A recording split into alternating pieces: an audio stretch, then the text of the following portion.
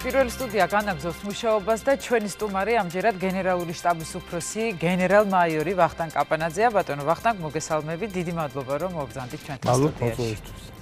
ბატონო ვახტანგ, თქვენ უკვე ახსენეთ არაერთხელ, ახსენით უბრალოდ რომ გაერთიანებული შტაბის გენერალურ შტაბად გადაკეთება საქართველოს შეიარაღებული ძალების თავისებურებით არის განპირობებულიო, თუმცა ნიშნავს თუ არა აი ამ სახელწოდების შეცვლა გარკვეულ სხვა სტრუქტურულ ცვლილებებსაც თუნდაც. მოგახსენებთ სტრუქტურულ ცვლილებებს რაც შეეხება დაგეგმილი არის უკვე დაწყებულია განხორციელება, თუმცა ეს არ არის დაკავშირებული პირდაპირ კავშირში დასახელებასთან. ეს უფრო ტერმინის გასწორება იყო, ვიდრე რაღაც რეორგანიზაცია ან სტრუქტურული ცვლილებებიდან გამოწვეული საკითხი.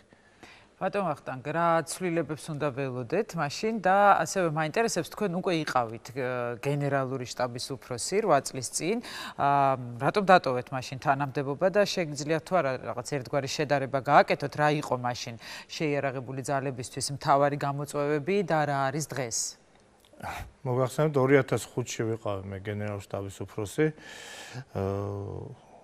საინტერესოა რომ როდესაც მაშინ პირველად ვიყავი ამადოს გენერალურ შტაბის უფროსი, ტირე თავდაცვის უფროსი.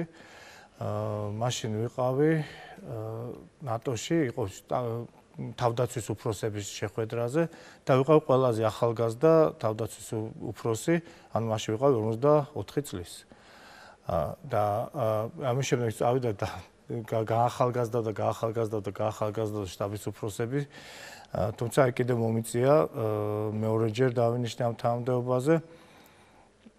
რატომ დატოვეთ მაშინ თანამდებობა ბატონო ვახტანგ?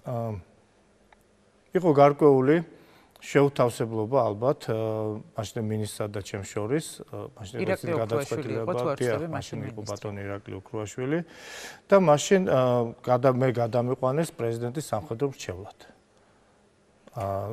იყო რაღაც საკითხები, რომელშიც ალბათ ვერ შევთანხმდით და შესაბამისად მინისტრმა გადაწყვიტა რომ ჩემთან ვერ იმუშავებთ. რა გამოწვევების წინაშე იდგა მაშინ შეიარაღებული ძალები და ეხლა რა გამოწვევების წინაშე დგას? მაშინ შემიძლია გითხრათ, მაშინ ძირითადი გამოწვევები დაკავშირებული იყო ბიუჯეტთან. დაკავშირებული იყო იმ ცვლილებებთან, რომელიც გამომდინარეობდა აი დაწყებული საბჭოთა ტიპის შეიარაღებული ძალებიდან ნატოს ტიპის, ევროპული ტიპის შეიარაღებული ძალების გადასვლაზე. ეს იყო მთავარი გამოწვევა და მთავარი გამოწვევა ასევე იყო ის თაობათა ცვლა, პროფესიონალ ოფიცერთა თაობათა ცვლა, რომელიც აი ამ პერიოდს დაემთხვა. რა თქმა უნდა, გამოწვევა ამის გარდა იყო მთავარი გამოწვევა შეიარაღებული ძალებისთვის საკმაოდ რთული პოლიტიკური ვითარება. მაშინ ეს ცხელი წერტილები იყო არა მარტო ოკუპირებული, ჯერ კიდევ ცხელი წერტილები იყო ოსეთი, იგივე იყო აფხაზეთი მიმართულება. შესაბამისად ეს თავისთავად ართულებდა ყველა ამ გამოწვევას და გამოწვევა გადადიოდა უკვე საფრთხისა და მუქარის რანგში. ბევრ შემთხვევაში. აი ამ დროს ხდებოდა ყველაფერი ეს ცვლილებები, რის გატარებასაც მაშინ ვაპირებ. აი ეხლა რა არის, რა ცვლილებებია გასატარებელი, რა ცვლილებების გატარებას აპირებთ თქვენ და რა არის მთავარი და პირველი რიგის ამოცანა, რომლის გადაჭრასაც გეგმავთ? რა შეეცით საქმე, რომ ძალიან დიდი ხნის განმავლობაში რატომღაც შეიარაღებული ძალების სამხედრო პოლიტიკურ გარემოში ან თვითონ შეიარაღებული ძალების establishment-ის პირობებში იყო რაღაც პარალელური მიმართულებები, ანუ რას გულისხმობ? თქვა იყო ქმედებები, რომელიც მიმართული იყო ნატოში გაწევრიანებისკენ და იყო ქმედებები, რომელიც მიმართული იყო ქვეყნის თავდაცვის უნარების ამაღლებისკენ. და ეს საკითხები ძალიან ხშირ შემთხვევაში მაინდამაინც ერთმანეთს არ ემთხვეოდა. ურთიერთსაწინააღმდეგოა ეს? ხშირ შემთხვევაში ხდებოდა. დღევანდელ დღეს ჩვენ გვინდა ეს შინაარსობრივად არის ფაქტურად ერთი და იგივე და დღეს ჩვენ გვინდა რომ აი ეს ორი მცნება რა, ორი მიმართულება გავაერთოთ, ფოკუსირება მოვახდინოთ და მიმართოთ აი ამ ნატოში გაწევრიანების გზაზე საქართველოს თავდაცვის უნარობის ამაღლებაში. აი ეს არის ერთ-ერთი მთავარი გამოწვევა დღეს, რაზეც ჩვენ მუშაობ და იმედი მაქვს, რომ საკმაოდ წარმატებულად ვინაიდან შემიძლია თამამად თქვა, თუკი ევროპასთან, ევროპულ ინტეგრაციასთან ვინმე არის დაახლოებული, ერთ-ერთი არის საქართველოს შეერთებული ძალები. ძალიან კარგი. და ჯარის დეპოლიტიზაცია, ამაზეც იყო ხოლმე და არის მუდმივად საუბარი, ბოლო პერიოდში აქცენტი ამაზე კეთდებოდა, სწორედ შეგიძლიათ თქვათ, რომ აი ეს უკვე მოხერხდა, ან რამდენად მწვავედ დგას დღეს ეს პრობლემა ქართულ ჯარში? შემიძლია გითხრათ, რომ ეს ამ ეტაპზე მოხერხდა სრულად. შემდეგი ნაბიჯები სამოქალაქო სამხედრო ურთიერთობის, ანუ სამოქალაქო კონტროლის სამხედროებზე უნდა იყოს მიმართული, რათა აი ეს გარემოება შენარჩუნდეს. აი რაში გამოიხატება ის, რასაც თქვენ ამბობთ, რომ ეს დეპოლიტიზაცია მოხერხდა? მაგალითად, ერთი წლის განმავლობაში, ახლა მე საუბრობ იმ ერთი წლის განმავლობაში, წელიწად და ერთი თვის თუ ორი თვის განმავლობაში, თქვენ სხვადასხვა კოაბიტაციის რეჟიმშიც მოგიწიათ მუშაობა, შესაბამისად საინტერესოა მაგ პროცესის შეფასება. სწავლა ციკლის, ხო ციცოცხლის ბოლომდე ვცდილობ რომ ვისწავლო ბევრი რაღაცა ყოველთვის, რაც შეეხება ამ დეპოლიტიზაციის საკითხს. მაგალითად არჩევნები. მე მახსოვს, შეამოგნა თქვა, ძალიან ბევრი თავდაცვის მინისტრი გამოვიარე და მახსოვს როგორ ხდებოდა გარკვეულ პერიოდებში ეს თუნდაც არჩევნები ან შეერთებული ძალების მონაწილეობა ამ არჩევნებში და ასე შემდეგ, როგორ ხდებოდა იქ წყობრის სიარულით მისვლა ამ არჩევნების ყუთებთან და ასე შემდეგ. დღეს წარმოვიდგინეთ თქვენ, რომ შეერთებული ძალების 70% დათხოვნილი იქნა არჩევნების დღეს, რათა მათ თავისი საცხოვრებელი ადგილის მიხედვით მიეცათ სრულად თავისუფლად ყოველგვარი იქ თანდასწრების და იმის გარეშე ხმა იმისთვის, იმ პიროვნებისთვის, ვისი მხარდაჭერასაც ფიქრობდნენ. 30% დარჩა შეერთებული ძალების, მხოლოდ იმიტომ, უпроსტად ბაზებზე და თავის განლაგების რაიონებში, მხოლოდ იმიტომ, რომ ქვეყნის უსაფრთხოებიდან გამომდინარე. შესაბამისად, აი პირველ პერიოდში სამხედროთა ოფიცერთა დაბნეული სახელებიც კარგად მახსოვს, იმიტომ რომ ვერ წარმოედგინათ, რომ როგორ უნდა გაუშვა ახლა ესენი ყველა არჩევნები მოდის, რა ვქნათ, როგორ მოვიქცეთ, იყო ესეთ შეკითხვებით. თქვა სრული თავისუფლება იმოქმედეთ თქვენი სინდისის შესაბამისად. ბატონო ვახტანგ, აი როგორ ფიქრობთ, რა სახის სისტემური რეფორმებია საჭირო იმისთვის, რომ ძალოვანი სტრუქტურების მუშაობა პერსონებზე, რაღაც პოლიტიკურ ცვლილებებზე არ იყოს დამოკიდებული? რა შეეცი საქმე მე არ მინდა ხაც ვარდის ფერფერებში დავხატო, ვითარება, მდგომარეობა, ნამდვილად არ არის მარტივი ვითარება, კიდევ ვიძახი, რომ ერთი არის მიაღწიო, მეორეა შეინარჩუნა. აი შენარჩუნება აი ამ დეპოლიტიზირების, აი ეს დამოუკიდებლობის შენარჩუნება ძალიან მნიშვნელოვანია. რა თქვენ ბრძანეთ იმ კითხვასთან დაკავშირებით, შემიძლია მოგახსენოთ, რომ ეს არის იმ ინსტიტუტების გაძლიერება, რომელიც არის აი ამ ურთიერთქმედების დამარეგულირებელი. ანუ სამოქალაქო სამხედრო კონტროლი, სამოქალაქოთა მხრიდან სამხედრო კონტროლი, დემოკრატიული კონტროლი უნდა იყოს შესაბამის საზღვრებში, შესაბამისი მიმართულებით. ისევე როგორც ჩარევა სამოქალაქო სექტორის ჩარევა შეერთებული ძალების ცხოვრებაში უნდა იყოს მხოლოდ მიმართული სოციალური და მორალური მხარდაჭერისკენ, ისე როგორც ჯარს არ აქვს, მაგალითად, ჯარს არ უნდა ქონდეს შესყიდვების განხორციელების უფლება და ფინანსების გამოყენების უფლება. ეს უნდა იყოს სამოქალაქო მხარეს. საერთო ჯამში მსგავსი ინსტიტუციების გაძლიერება ეს არ უნდა ხდებოდეს მხოლოდ თქვა შეერთებულ ძალებში. ეს საერთოდ ქვეყნის მთელ მასშტაბში უნდა ხდებოდეს, ვინაიდან შეერთებულ ძალებს მხოლოდ ნაწილი არის ამ მთელი სისტემის. გასაგებია. და აუცილებლად უნდა გკითხოთ, მუდმივად არის საუბარი ნატო სტანდარტებთან მიახლოვებაზე და რომ ეს რაღაც უპირველესი და უმთავრესი ამოცანა არის ქართული ჯარის. რამდენად ვაკმაყოფილებთ დღეს ნატო სტანდარტებს, ქართული ჯარი უბრალოდ რამდენად აკმაყოფილებს ნატო სტანდარტებს და რა უნდა გაკეთდეს იმისათვის, რომ კიდევ უფრო მიუახლოვდეს ჯარი აი ამ სტანდარტებს. მიუხედავად იმ ძალიან ბევრი პრობლემისა, რომელიც გადასაჭრელი არის, მიუხედავად ძალიან ბევრი აუცილებელი ცვლილებისა, რომელიც გასატარებელია, რათა აი ეს გზა გავიაროთ, მე შემიძლია გითხრათ, რომ აი ეს მებრძოლები, რომელიც წარმოაჩენენ საქართველოს ავღანეთში, რომელიც საბრძოლო მოქმედებს აწარმოებენ ყველაზე მაგარი შეღებულ ძალების გვერდით, რომელიც სოფლიოში არის ბრიტანელები, ამერიკელები თუ ასე შემდეგ. ყველა ჩვენ ვართ, აი ნამდვილად მთელი სამხედროები ვართ. ღირსეულ პარტნიორობას არა, ქართველი მებრძოლი ითვლება ეტალონად, აი რომლის გვერდზე ბრძოლაც ყველა სამხედრო დანაყოფისათვის, ნებისმიერ ქვეყნის დანაყოფისათვის არის პატივი. და მათი მუდმივი თხოვნა არის, რომ ქართველები იყვნენ მათ გვერდზე, ნებისმიერი ოპერაციის განხორციელებისას. ეს ერთ-ერთი უბრალოდ ისეთ მაგალითს მოგახსენებთ. ამის გარდა მაგალითად წელს პირველად აი ესეთ ქვეყნებში, რომელსაც აქვთ ნატოს არაწევრი ქვეყნები, მაგრამ რომელთაც უნდა ნატოში გაერთიანება, ისეთ ქვეყნებთან შემადგენლობაში საქართველოში პირველად მომავალ წელს უკაცრავ წელს მომავალ წელს ჩატარდება სერჟანტთა ნატოს წევრი ქვეყნებისა და მეგობარი ქვეყნების სერჟანტთა კონფერენცია.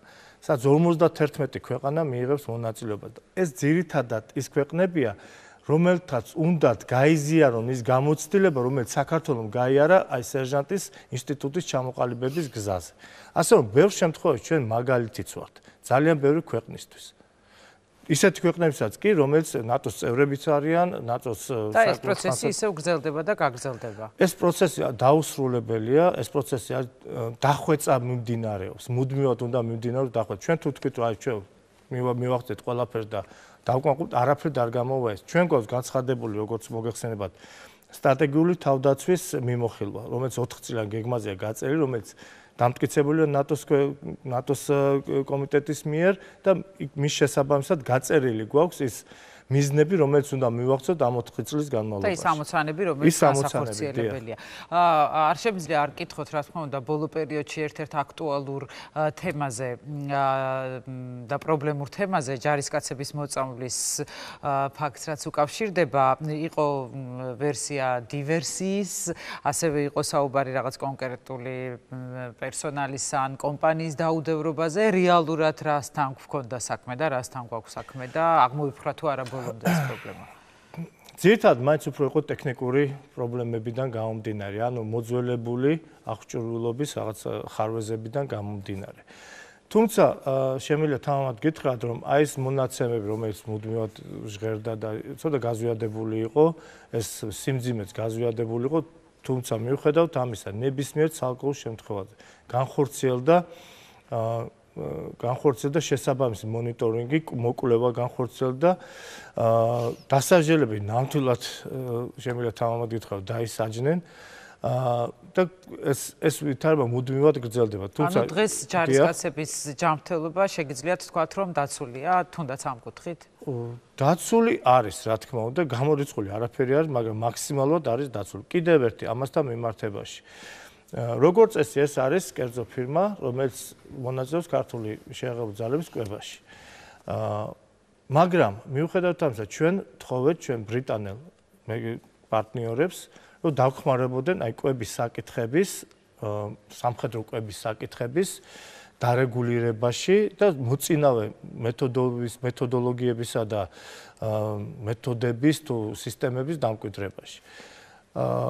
თანხმობა გვაქვს მიღებული უახლოეს პერიოდში, მათ შეისწავლეს არსებული მდგომარეობა, ჩამოვლენ და დაგვეხმარებიან ამ მიმართულებით. გასაგებია და აუცილებლად მინდა კითხოთ ასევე თავდაცვითი ნაგებობების მშენებლობასთან თუ მის შეჩერებასთან დაკავშირებით, ამასთან დაკავშირებითაც იყო არსთა სხვადასხვაობა, აი რა პროცესებთან გვაქვს ახლა საქმე, რატომ შეჩერდა, რა აუცილებელია თუ არა მისი გაგრძელება და ასე შემდეგ. მოგახსენებთ, ნებისმიერი თავდაცვითი ნაგებობა უნდა იყოს თავდაცვითი სისტემის ნაწილი. ნაგებობა ნაგებობისთვის არ უნდა კეთდებოდეს. მიუხედავად რაღაც გარკვეული ხარვეზებისა, რომელიც იმ ნაგებებს, სამხედრო თვალსაზრისით ვიცახი, რომელიც ნებისმიერ სამხედრო მეცნიერების შემადგენელ ნაწილს აქვს თავისი მახასიათებლები, რომელიც ის უნდა იყოს დაცული. ანუ ხარვეზები ქონდა? ხარვეზებიც ქონდა და ამის გარდა, აი მთავარი რაც არის, ვინაიდან ჩვენ მუშაობთ ახალ ოპერატიულ გეგმებზე, რომელიც განსხვავდება წინა ოპერატიული გეგმებისაგან, ქვეყნის თავდაცვის ოპერატიული გეგმებისაგან, შესაბამისად ეს ნაგებობები უნდა ჯდებოდეს ახალ კონცეფციაში, ახალ თავდაცვის სისტემაში. ამჯერად ის შეჩერებულია, რაც გაკეთდა, რაც ახალი კონცეფცია ყალიბდება და მასთან შესაბამისობაში ყალიბდება და ის ჩაჯდება როგორც სისტემის ნაწილი. ან გავაგრძელებთ იმ მიმართულებით, რასაც რა კონცეფციის რაც გეგმებში შესაბამისად უნდა იყოს ეს ფორტიფიკაციული ნაგებობები და ნაწილი ის რა თქმა უნდა იქნება გაუქმებული. და არის თუ არა ახალი მიდგომები სამხედრო რეზერვთან დაკავშირებით ბატონო ვახტანგ? მოგახსენებთ რომ არის ახალი მიდგომები, ძალიან აქტიურად მუშაობთ. ძალიან რთული არის, დამერწმუნეთ, ძალიან რთული არის, იმიტომ რომ ძალიან დიდი დრო დავკარგეთ. სამწუხაროდ, უფრო წინ შეიძლება ჩვენ ყოფილიყავით. ამჟამად მუშაობთ კონცეფციაზე, ქართული რეზერვის კონცეფციაზე, რომელიც არის მცირე ნაწილი მთლიანად ქვეყნის სამობილიზაციო სისტემის. აი ამაზე მუშაობ და იმედი გვაქვს, რომ თავისი გათვლებით, თავისი გადათვლებით, თავისი გადამოწმებით ამ ადამიანური რესურსების და მატერიალური რესურსებით ალბათ 2014 წლის ბოლოსთვის ვიქნებით მზად. ფაქტიურად ჩვენ კონცეფცია და არა გეგმა გვაქვს გაკეთებული, რომელიც გადაგზავნილი გვაქვს ჩვენ პარტნიორ ქვეყნების ექსპერტებთან, ველოდებით პასუხს მათგან. სასიხარულო ცნობა იყო ჩვენთვის ის, რომ ჩვენ გავხდით ნატოს რეზერვის კომიტეტის დამკვირვებელი. ანუ ნატოს წევრი ქვეყნების აი ამ მიმართულებით მომუშავე ექსპერტების აღმოგვიჩენით დახმარებას ამ კუთხით. აჰა, გასაგებია. და ერთი კითხვა მინდა დავსვა, რომელიც მაყურებელმა, როდესაც გადაცემის ანონსი ნახა ეთერში, დარეკა ერთ-ერთმა სამხედრომ, როგორც მე ვიცი, ჩემო პროდიუსერმა მთხოვა, რომ გადმომეცა თქვენთვის ამ ადამიანის კითხვა, აუცილებლად უნდა დავსვა, რა თქმა უნდა, ეს შეკითხვა. 2008 წლის ომის მონაწილეების სტატუსის განსაზღვრასთან დაკავშირებით რა ხდება, რა ეტაპზე არის ეს და ასევე ამ ადამიანს აინტერესებდა ისარგებლებენ თუ არა 2008 წლის ომის მონაწილეები იმავე შეღავათებით, რითიც სარგებლობენ სხვა ომის ვეტერანები. როგორც ჩემთვის ცნობილია, ეს არის ამჟამად ვეტერანთა დეპარტამენტის პრეროგატივა ამ საკითხზე მუშაობ, თუმცა ჩვენგან ჩართულები არიან იურისტები, ასევე ჩართული არის სამხედრო უფლებათა დამცველი ამ მიმართულებით მუშაობაში და ეს საკითხი მუშავდება სტატუსთან დაკავშირებით. პირადად ჩემი ის არის მიდგომა არის, რომ ნებისმიერი პიროვნება, რომელმაც თავისი წვლილი შეიტანა ქვეყნის თავდაცვის უნარიანობაში, უნდა განიხილებოდეს ერთ დონეზე. დაწყებული აფხაზეთის კონფლიქტიდან დამთავრებული ავღანეთში საერთაშორისო ოპერაციის მონაწილეობით. რაც შეეხება იმას, ისარგებლენ თუ არა შეღავათებით. სრული პასუხისმგებლობით ვაცხადებ, რომ თანდათანობით, რა თქმა უნდა, ეს ყველაფერი დამოკიდებული გარკვეულ ხარჯებთან, ფინანსებთან, ბიუჯეტთან, მაგრამ ნამდვილად ვიცი და ეს თავდაცვის სამინისტროს გაწერილი აქვს გეგმებში, რომ აი ვიწყებთ ზემოდან, აი ყველაზე ცხელი ტკივნეული ადგილების თანდათანობითი შევსებით ამ სოციალურ დახმარებით მე ვიძებ გულისხმობ რომ ავღანეთში დაღუპულებს და დაჭრილებს მოვდივარ თქვენით და ყველა ის პიროვნება რომელიც მონაწილე 2008 წელსში იგივე ისარგებლებს იგივე შეღავათებთ როგორც ყველა დანარჩენი სხვა და ბოლო ჩემი შეკითხვა როგორ ფიქრობთ ჩვენ აი ვახსენეთ 2008 წლის ომიც ამასთან დაკავშირებით მინდა სწორედ შეკითხვა დავსვა როგორ ფიქრობთ თქვენ ბატონო ვახტანგ 2008 წელს 8 წლის აგვისტოში საქართველოს ჰქონდა თუნდაც მინიმალური შანსი მაინც რომ გარკვეული წარმატებისთვის მიიღწია რუსეთთან ასეთ უთანასწორო ბრძოლაში გააჩინა რა ჩართული წარმატებას. მე ვთვლი, რომ წარმატება მოდენი ცალსახაა, ტერიტორიების არ დაკარგვას გულისხმობ. მოგახსენებთ, მაგასაც მოგახსენებთ. ესეც თქვენ რასაც ბრძანებთ, ტერიტორიების არ დაკარგვა რა დროის მანძილზე. ალბათ შესაძლებელი იქნებოდა რესურსები იყო აბსოლუტურად განსხვავებული, თუმცა მე შემიძლია თამამად თქვა, რომ სწორი ხელმძღვანელობის სწორად ორგანიზებული საბრძოლო ხარდაჭერის უზრუნველყოფისა და საბრძოლო ლოგისტიკური ხარდაჭერის პირობებში ქართულ მებრძოლს შეეძლო მინიმუმ ერთი კვირა 10 დღის განმავლობაში შეეკავებინა მოწინააღმდეგე. იმ პირობებში, იმ გარემოში და იმ მოწინააღმდეგის შემთხვევაში, ვინც ჩვენ დაგვისპირდა იმ პერიოდში, იმ ძალებთან. გასაგებია. ძალიან დიდი მადლობა ბატონო ვახტანგ, რომ მობრძანდით ჩვენთან სტუდიაში. გისურვებთ წარმატებას ქართული ჯარის მშენებლობაში.